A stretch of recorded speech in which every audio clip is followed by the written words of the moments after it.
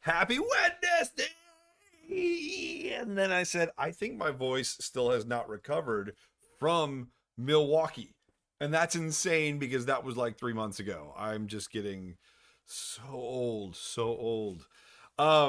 Yeah, so today we're gonna do something different. I don't know. Why not? Let's mix it up. Let's get weird, right? Um, so uh uh talking to my team at Project Frontier, one of the things that I thought would be neat is I know that the NESmaker community is always looking for tips and tricks with creating retro games and stuff like that. And then there's Project Frontier, which we're in pre-alpha right now, and playtests start next week. Oh my god, mind blowing!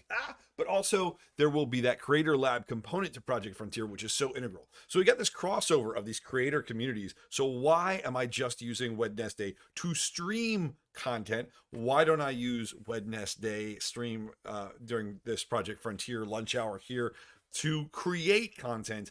And so we came up with this fascinating concept of let's demake Project Frontier in for the NES.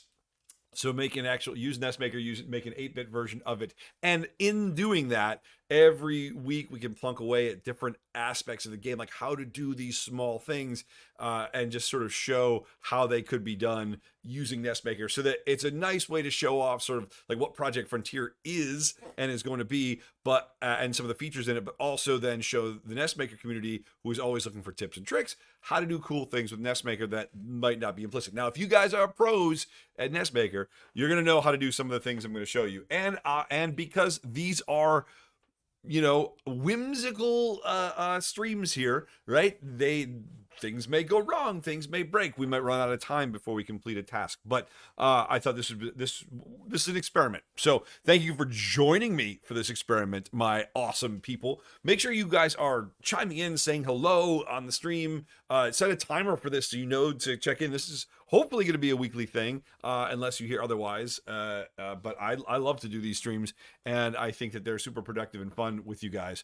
So let's jump into what I was thinking that we could do to start. Now, some of you guys have been to Project Frontier playtests already. You've been to pre-alpha playtests, and for those of you who are supporting sort of both sides of this thing, thank you. For those of you not yet, please come join the playtest. That would be amazing. If you have questions about that, I could definitely lead you the right way. But for those of you who haven't, in the current pre-alpha build of the playtest, when we jump into actually the playtest, the first thing that you guys do is you get to pick your sort of avatar, your character. You do this character selection. So the screen ends up looking like this, but with a lot of people on the screen. So I don't know if you guys can see how well you guys can see this, but I'll blow it up a little bit. This is sort of what you end up seeing. You have these pillars that have a selection between the ninja hat and the pirate hat and the Viking helmet,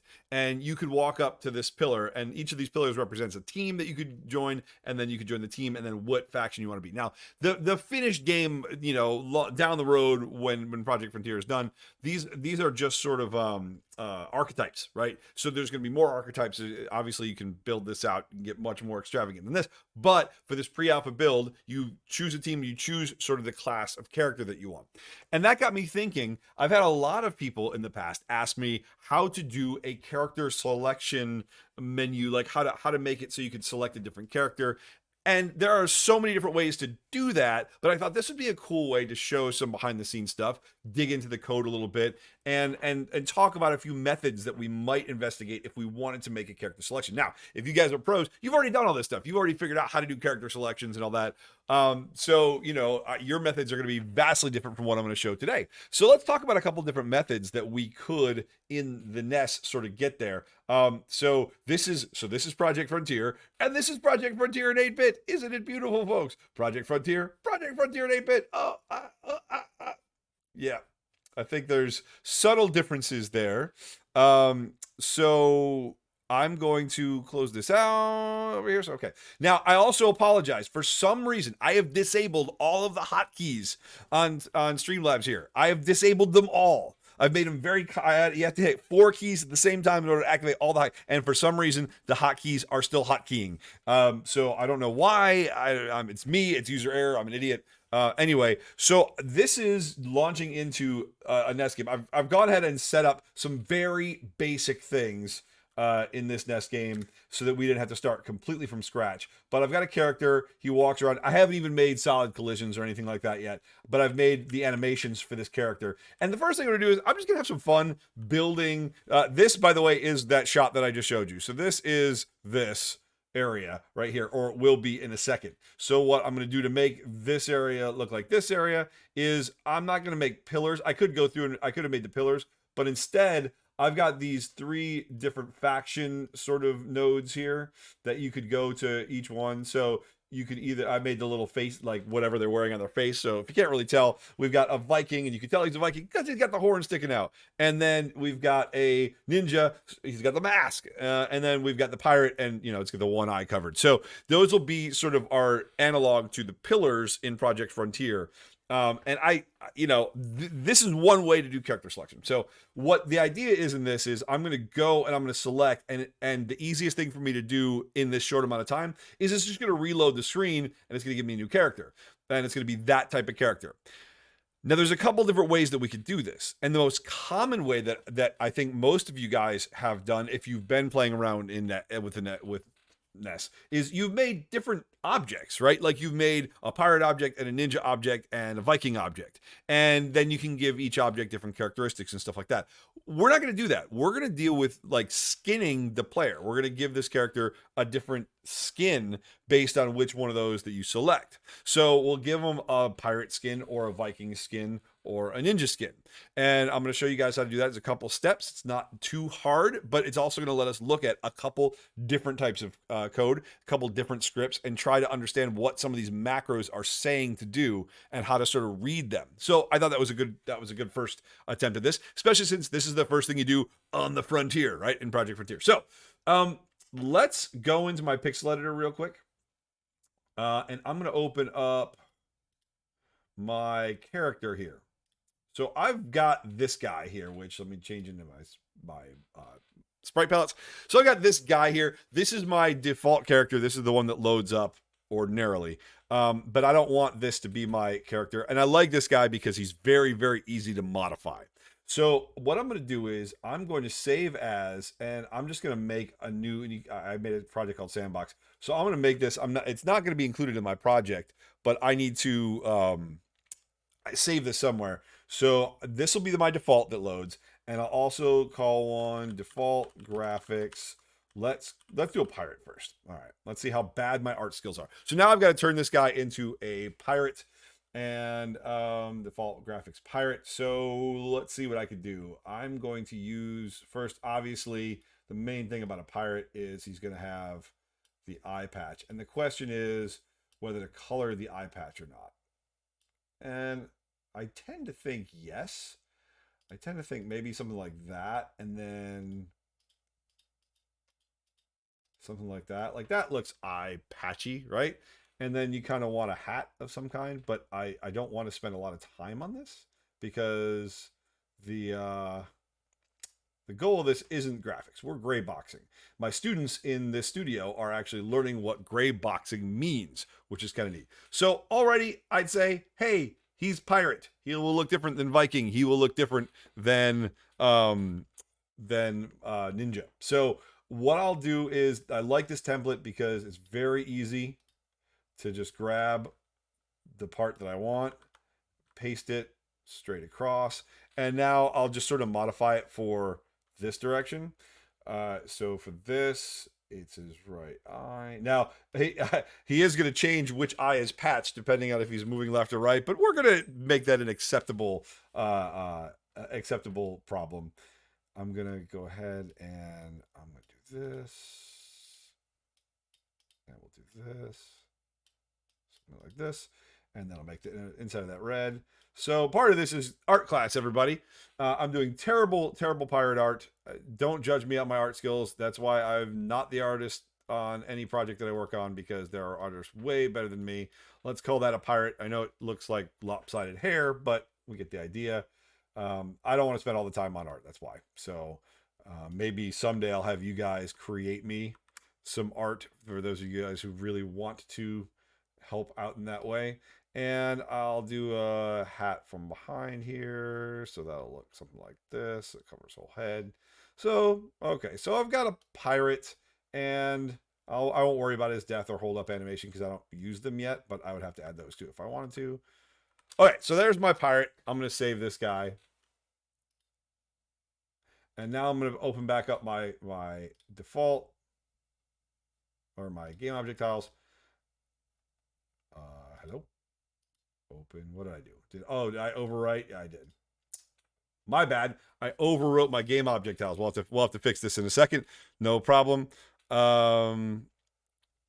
So yes, yeah, a lot of NES games did do that, especially like with running animations. And I'm always like self-conscious, like, does it matter? And what I've come to realize is it really doesn't matter. It really doesn't matter at all. Nobody cares about that if your game is fun. So the next thing I'm gonna do is let's do a Viking. So this guy will have like the spike, right? And kind of like the mask. This one's probably the hardest to draw. And the question is, do I color the helmet? And I think I do, because then I can sort of suggest the outline like that of the horn. You know, I can sort of suggest that detail. And it's not a great Viking, but you know what? It'll do. He's a Viking. So we can tell he's a Viking because he's got this crazy hat looking thing. All right. He's got spikes on his helmet. I don't like that. Okay. So I'll copy that over.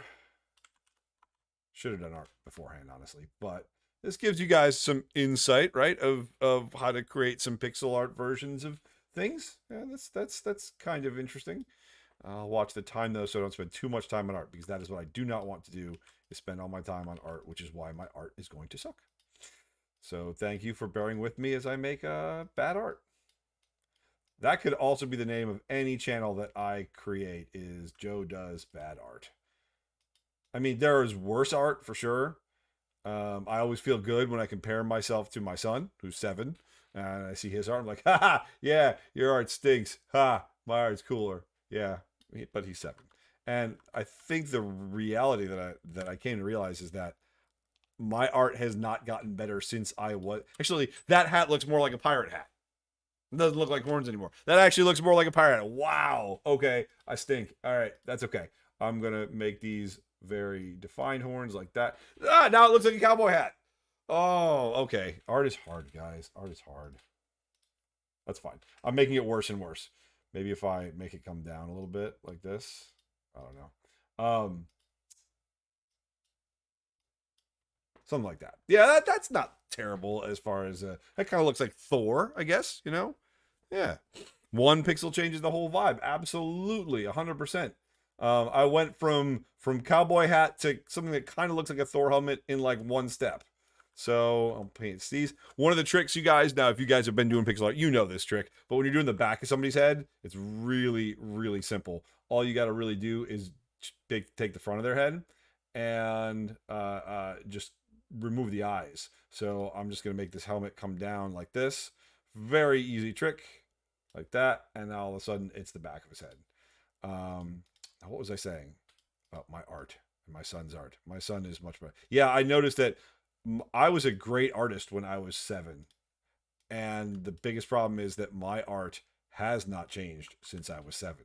Like, I feel like the same thing happened with sports. I was not a bad guy at sports. I was actually a decent football player when I was in 8th grade. And I was bigger than everybody, and I was taller than everybody, and I was a nice defensive end. And then I stayed exactly the same size from 8th grade on, and everyone else got much larger. And then I wasn't such a good sports ball person. So anyway, all right, so I'm going to save this one, and I wanted to call this default graphics pirate, but I named it game object tiles. We're going to have to fix that. So I'm going to call this one default graphics Viking. And now I'm going to open up, and what I want is, okay. So now I need to make a ninja, and for my ninja, I could get really ninja like, but we're gonna Teenage Mutant Ninja Turtles this guy.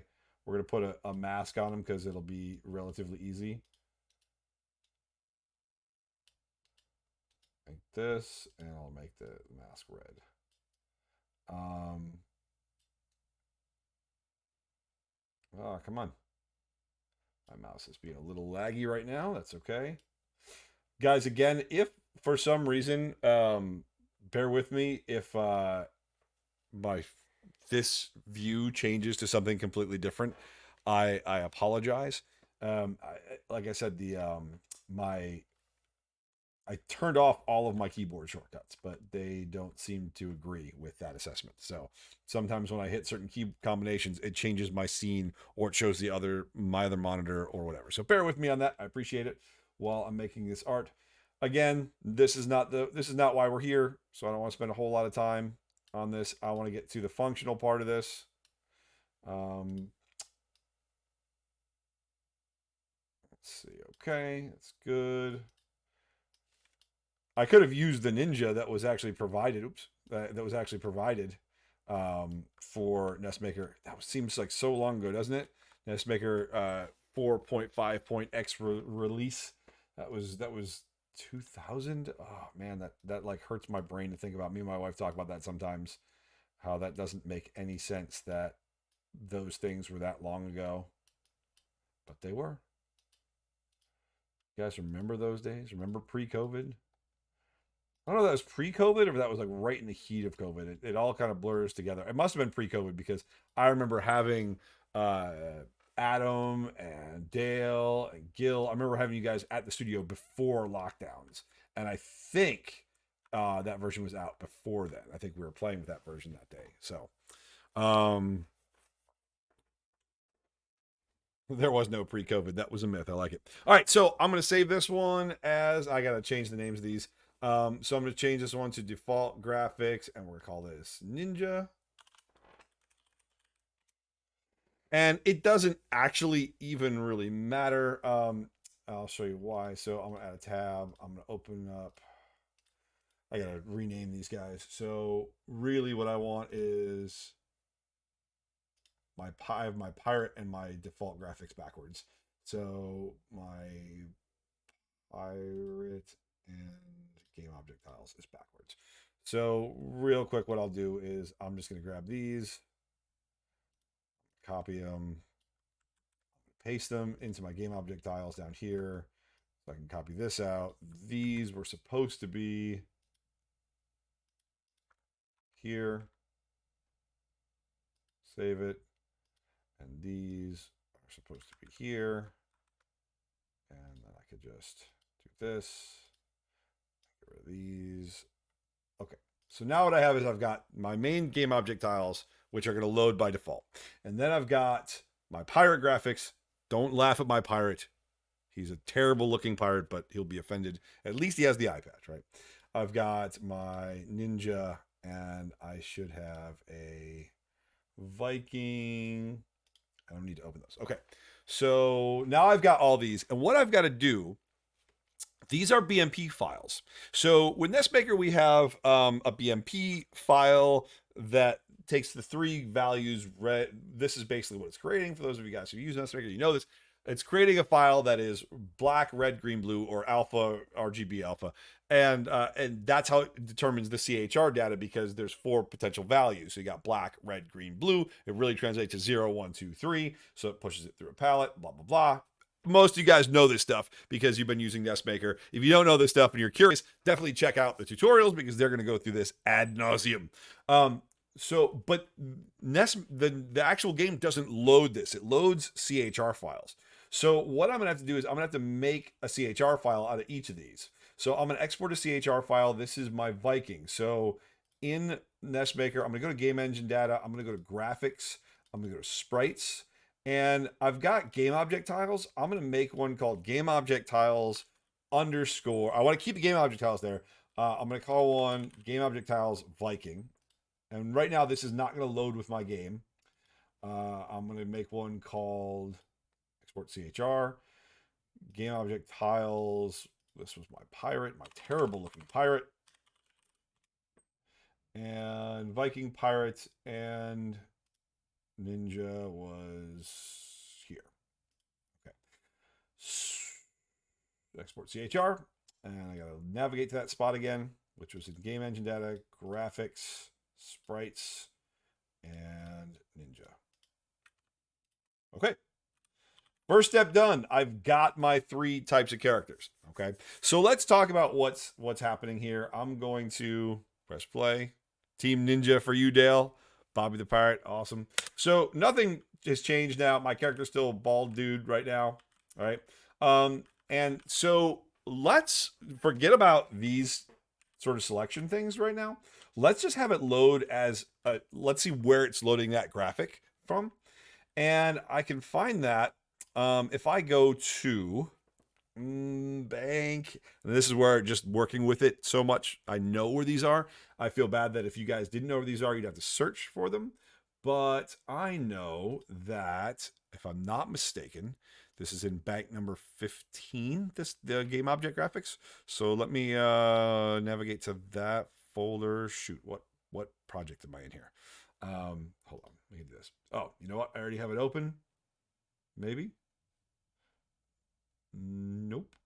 I do not. Let's open it up.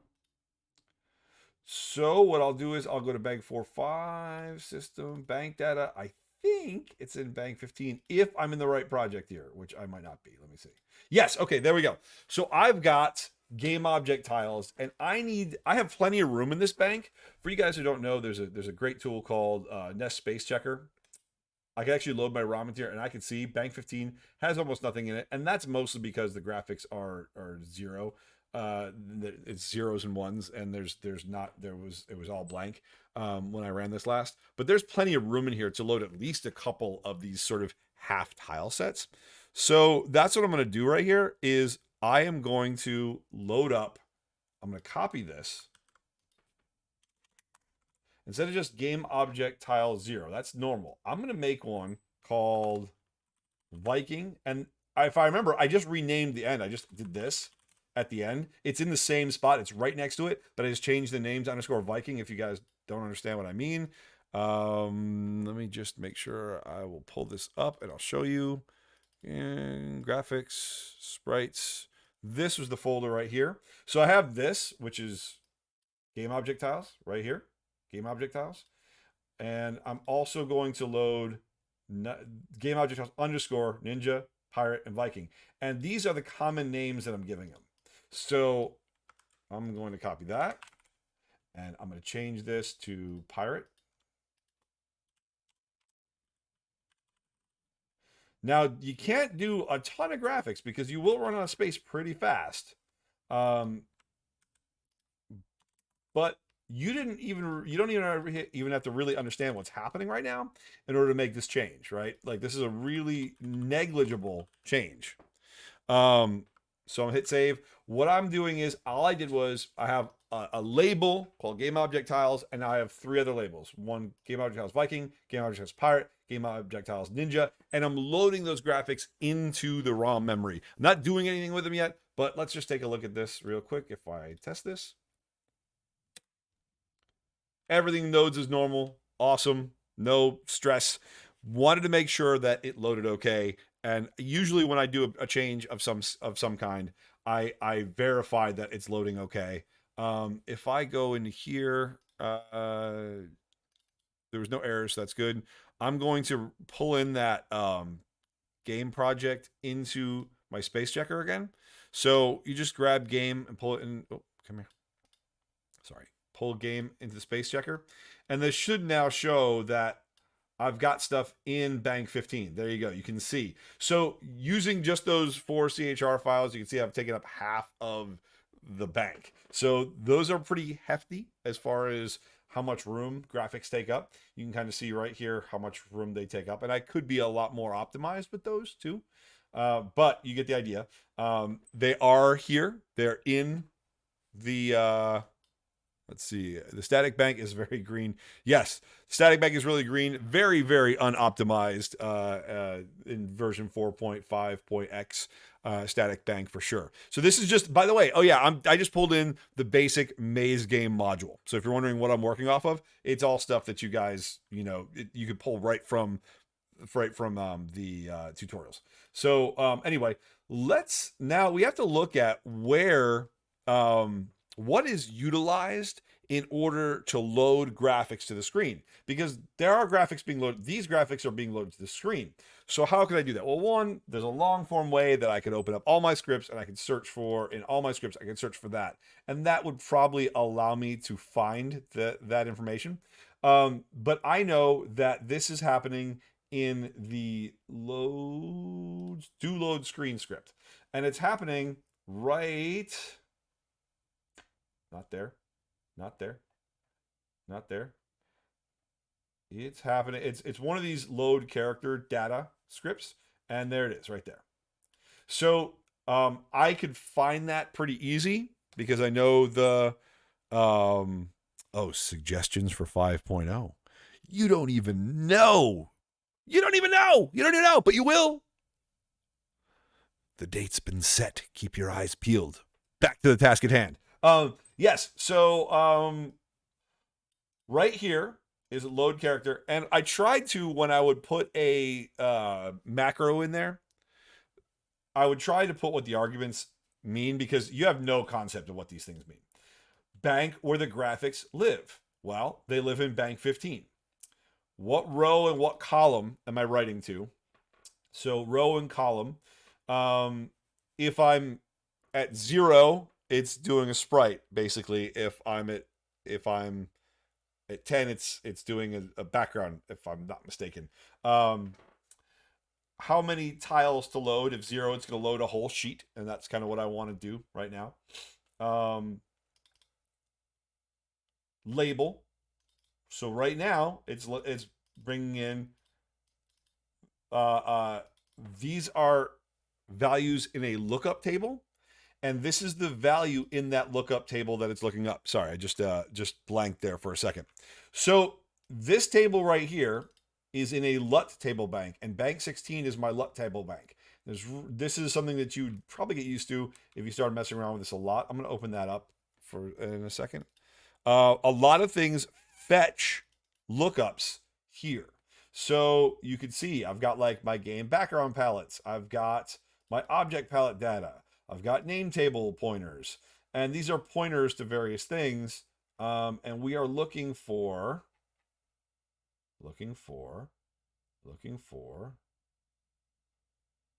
Now I can't remember. What am I looking for? Come back to this. This is what I'm looking for in bank 16. Find it. Hello? Am I crazy?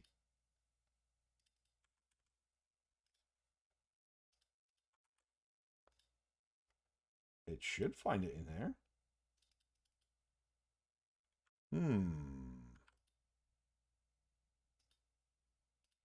That's interesting. Now I'm confused. Did I grab the wrong folder? I must have. Huh. Okay. Hold on. We're going to do the long way. This is the part that I hate to do, but I will if I have to. I'm going to pull one of my banks over here, and I'm going to do this. Routines. Like I said, things are not going to go as planned. They never do. I think it's in one of the banks. You know what? It's probably in an include that's in that bank, so it's not showing up for me. Let's see. Where are you? Bank 16. Yeah, it's there. I don't understand. It's right where I thought it would be. I have something open. I'm in the wrong. No. Now, this is very confusing to me. Here's bank 16. Here's bank 16. What is wrong? Am I crazy? Oh, so I'm in 4-point game edge bank data. Whereas this is bank this. Okay, yeah. So this bank 16 is actually not being used by this. This bank 16 is being used by this module. Wow, that took me a second to figure out. Sorry about that. We're back. Back on track here. So here we go. Bank 16. If I look for this, is what I was trying to show you. So you can see I've got game object tiles 0, and this is what yours is pointing to too, by the way. Game object tiles 0, 0 is what this is looking for, this address and value 0. So if I look at my do screen load, it's saying here's my low value, here's my high value of the table that I want to load from, and this is the offset. So I'm loading this and this. Here's high, here's low, high, and it's looking at the offset of 0. This is the first value in this set. If I were to do this, is that what I called it? I like the Viking better. So I'm going to just copy this. I'm going to put it here instead. If I were to do this and test my game, now what I would get is I would get my Viking. And it worked. Awesome. That is actually super easy, barely an inconvenience. All I did was I changed where this is pointing. But I don't want it to be set, right? I want to be able to change the skin that's over the top of this character. So what I'll do is, here I actually have an offset value. So this last argument is the offset value. It's 0 right now. This is the 0th tile, or the 0th value. So if I just change the offset, pretty easy, I can then go into my 15. I can grab Viking. And I could say, okay, it's low address and it's high address. Follow that same formatting rule. I don't really have to memorize it. I just have to look at the format of what's before it. And now I can go over here into pirate. Copy that. Same thing. Low address of pirate, high address of pirate. Now, if you don't know about low address and high address, if all that's a different language to you, let me give you a little bit of an explanation. Hold on one second. We've got Ninja. Okay, so now I've got all 4 of these references in these tables. So the reason that we need a high address and a low address when we're referencing an address for the NES is that NES addresses are actually in 16-bit. They have a high byte and a low byte that determines where they are in memory. So we need a 16-bit address in order to be able to reference where they are and be able to pull from that position in memory. So a lot of times you'll see these high and low, or you'll see a word, which is actually a 16-bit address, which is just 2 8-bit bytes followed by each other. So if that didn't make any sense to you, I apologize.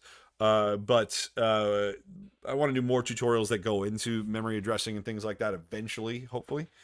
So with this one, we've got 4. Now, if I pick 0 again, if I go back to my do load screen and I keep it at 0, this now should just load the default dude.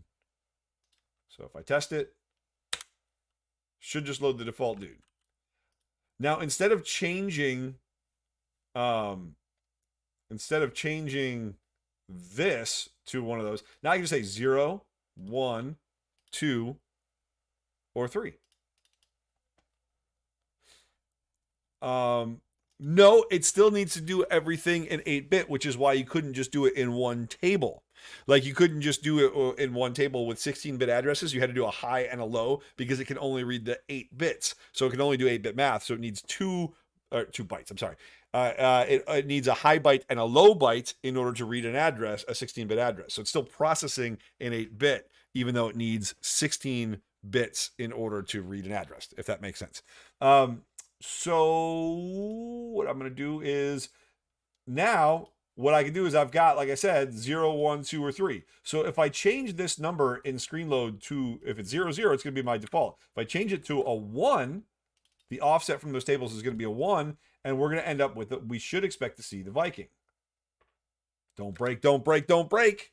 We got the Viking. All right. So now if I put it as a 0, 1, 2, I would expect the pirate. So I go to screen and I go to 2. And I expect to get the pirate. And I get the pirate. And there's that eye patch switching. And if I do 3, I expect to get the ninja. I don't think I've. Oh, uh-oh. Come on. There we go.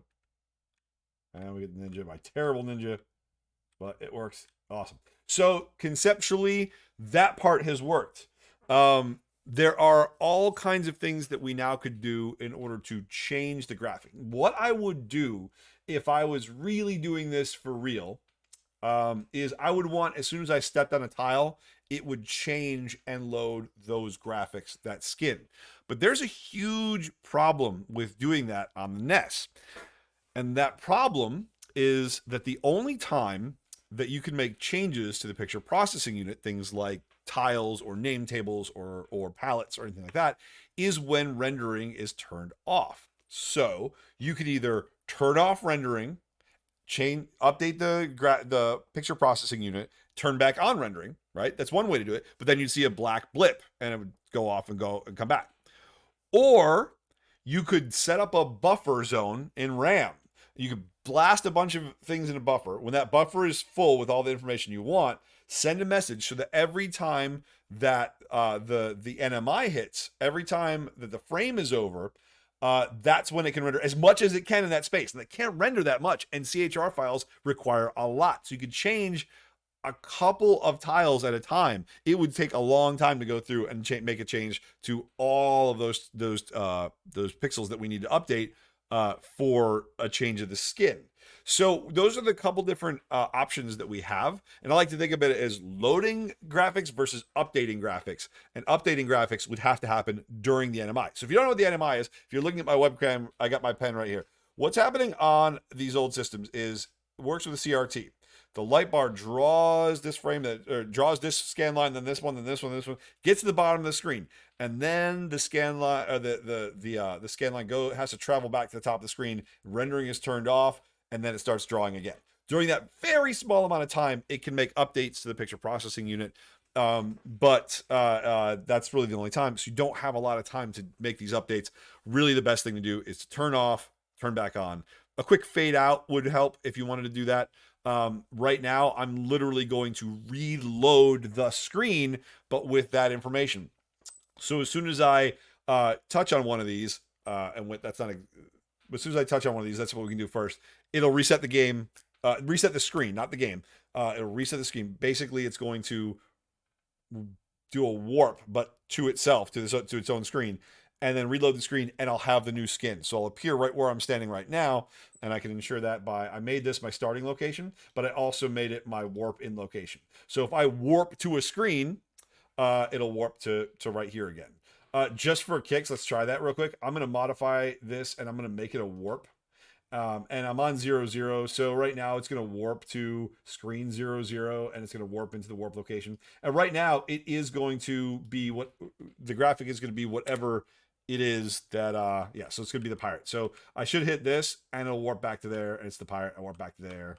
Oh, I didn't make this one. So I can make this one a warp. I'm just going to check and make sure that all these will do that.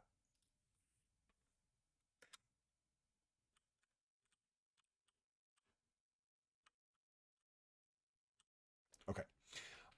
Now, I will say that I don't necessarily like this happening just when I step on it. I want to do some kind of action to trigger this, right? In Project Frontier, you're moving around and you walk up to one of those pillars, and you don't just like instantly change. You have to hold the F key, and it kind of gives you a little like a little timer, and when the timer's done, it knows, okay, you want to commit this, and it changes you into that character, right? So with this, we don't have that many buttons on the NES. So I'm thinking this out. I like to use the B button as my action button in a top-down game.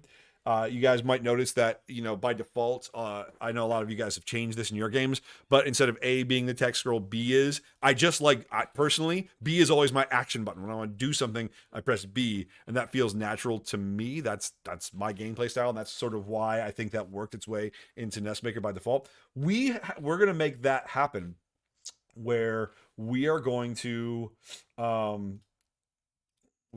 change this based on a variable. It's either going to be 0, 1, 2, or 3, and that's going to change based on what tile I last stepped on. All right, so I'm going to make a new variable, and I could probably do this without making a new variable, but I've got room to spare, so I'm going to make a new variable. And I'm going to call this care to change to. Care to change. Care with whom to change. What's the right grammar for this one? Let's put target skin. Yeah, target skin. I like that. We're going to call it target skin. And since I'm going to forget that, I'm going to copy and paste it. One of the best things I could do is this will determine what graphic hero will use when screen restarts. There, I've got a description that I'll save with this. If I can't remember what that is, now I've got an indicator. So I need to make a couple new tile types. So in here, I'm going to make a tile type. I'm going to make 6, 7, and 8. So 6, 7, and 8 in my tile types. 6 is going to be change to pirate, change to ninja, change to Viking. Those are the tile types. Now that's not actually going to do anything. So what I've got to do is I've got to go into my script settings and I'm going to hit edit and I'm going to make a new, there we go. So I'm going to call this my change to ninja. And what I'm going to do is I'm going to load, now what color was, or what value was ninja? Let me see. 16. Ninja was 0, 1, 2, 3. So I'm going to say load 3 and store it to target skin. And I can't remember if I got an RTS this or not, but let me do this. I'll go to 4, 5. In routines, I made a little Joe scripts folder and I could say change to ninja. Make it an assembly ASM file. Save it. Okay, save as. Now there's a much more optimized way to do this for sure. So skin is pirate would be 0, 1, 2. So changes 2. Save as. Change to Viking. Change that to 1. And now I'm going to attach those scripts to these. So 6 was, I can't remember. I did pirate, ninja, Viking. Pirate, ninja, Viking. So this one is going to be pirate, ninja, Viking. And then what I'm going to do is my input scripts. I just have a reload. All it does is it just warps to whatever warp map and warp screen I have. And I'm going to make it so if I press the B button, my main game state, it'll just reload the screen. So add that to the bunch. And then I just need to paint these. So this should be changed to Viking. This should be changed to ninja. This should be changed to pirate. So what should happen is I will go to that graphic. I will press the B button and it will turn me into that type and respawn me right here as that type. Let's see if I did all this right. No errors. That's good. Oh, you know what? I have to change one more thing. In my do load screen, this has to be the name of that variable. So that variable was target skin. So instead of loading a given value, a static value, I need to load the value of this variable. So when the game starts, it's automatically going to be 0 because all my RAM is defaulting to 0 until I make a change to it. So the 0, if I look in this, the 0 value will be that normal looking dude. And then it should update when I touch one of these. And we'll do one more step to this. So my normal guy, I have no indication that I'm stepping on it, but I should now be a Viking or a pirate or a ninja or a pirate. So that wasn't that bad, that hard to think out. I didn't write that much code. I just had to kind of know where things were and manipulate it a little bit. Let's do one more thing. let's have it draw maybe a graphic over my character's head to let them know that I'm standing on a tile. Do we have enough time to do something like that?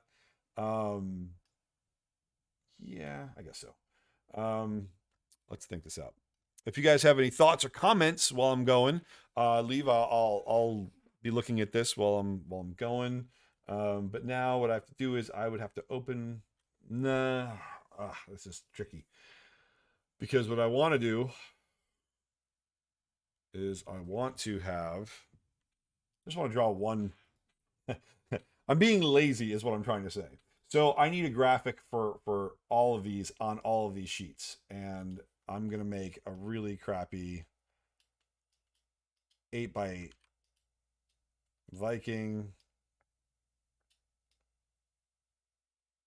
Let's see, how's that? Because that looks like a bull. We'll take it. 8x8 Viking.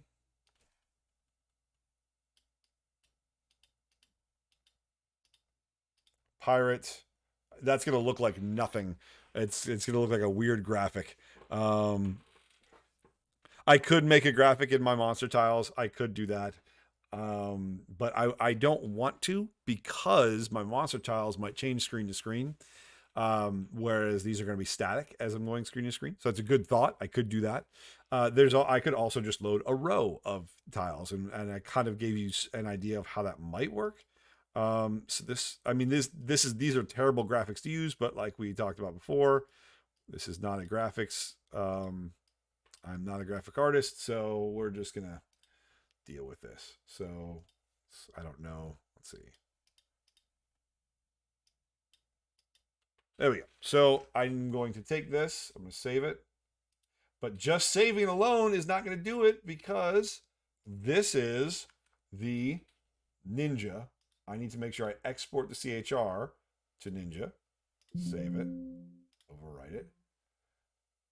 Viking. I need to save it. Export the CHR to Viking. And then I have to open up. What did we do? Pirate.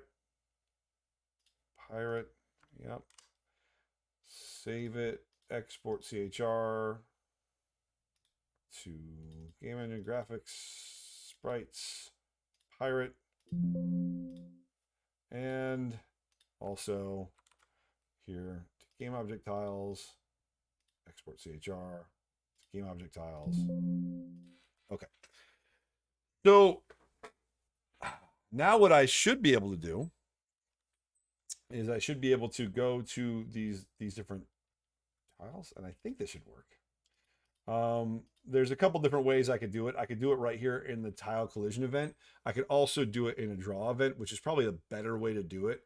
But just to be quick, let's see if this can work. I'm gonna edit this, and let's see. Load X with player one object. Object X. Oh, there we go. See, now that right there. There are certain buttons I cannot press. Is it comma? Is it underscore? Is it just typing very fast?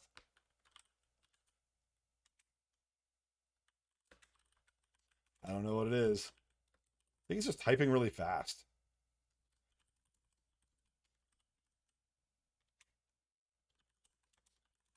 So what am I doing?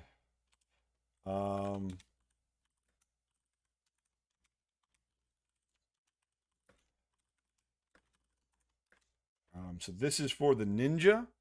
So this would be 0F, 1E. This should work. So let's see if this works real quick. This will draw above my players at my player's X position. I should say +4 or so.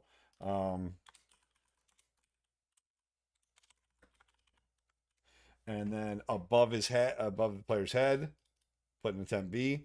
1E will be this graphic, so it's 0 through 0F, 1, 0 through 1F. So this is 1E, and this is the attribute. So this should work. And if this works on Pirate, Then I could just do the same thing. It does it. Oh no. Oh, I put it in the wrong one. So that's on. Oh, I drew ninja on pirate. Not paying attention. Okay, so I drew. Change to ninja. Oh, I never changed these words. This is changed to pirate. I'm sorry. So this should be this. I don't read this. Read this. Change to pirate. This should say pirate, and this is 0F. So 0F for pirate, but it does work. So that's the good news. Change to Viking would be 0E. So I could just take this whole thing and down here. This should be 0E. And then I'll open up change to ninja. And ninja would be 0 or 1. I'm sorry, 1E. So we've got ninja, pirate, Viking, and now what should happen is I should get an indicator of which one I'm going to change to if I hit the button over my head. So that, and I can change the positioning of that if I want. So now if I change this, I know if I hit B button, boom, I've got my Viking, I've got my ninja, I've got my pirate. So there is a look at how we can kind of do something very similar in 8-bit to this Project Frontier mechanic of walking up to a pillar and choosing your class by hitting a button when you're in front of the appropriate pillar. So hopefully that was some fun skills and taught you a little bit about what's going on under the hood. Notice we did, sort of very little coding, but learning sort of where things are and that kind of thing and what to look for. Hopefully that helps you guys be able to navigate. I will say some of the skills that we're learning in this video series may or may not be relevant in the near future. I also want to say, if you guys enjoy this kind of thing, support Project Frontier. Come play with us. I'm going to be putting together a group of creators, and I really want my NESmaker crew to come on as tinkerers in Project Frontier and be part of the creative force that drives it. You guys have proven to me to be the coolest creators in the world, and I know some of you are just like me, locked in that 8-bit style and love it, but it will be so fun to see you transition your skills into this sort of sandbox playground too. So I'll put out an all call very soon. Play tests, if you haven't signed up for a play test yet, they start next week, and you can play around with me and hang out with the crew, and there's a bunch of NESmakers already involved. That would be awesome. But also, if you are interested in being a creator and sort of creating your own adventure and your own myth, I'd love to get you involved in the wait list for that. So we'll talk about that. Look for that in the next couple of weeks. This has been really fun, and it was perfectly fit into an hour stream. So I think that bite-sized chunks of things like this were helpful. I hope you guys enjoy it. And let's start recruiting some of the other members of the community to check out this stream. I think what I'll do too is I'll post this stream. I'll grab this stream and try and post it to YouTube as well for people who missed it, maybe a day behind. And then, try and get people excited that way too for those who just can't be here during the lunch hour. So thank you guys so much for hanging. And let's do it again. And I'll think about what else I can flex from Project Frontier into this sort of demake style 8-bit NES game. You guys rock. Thanks for hanging. And we will talk very soon, I hope. Happy wedNESday.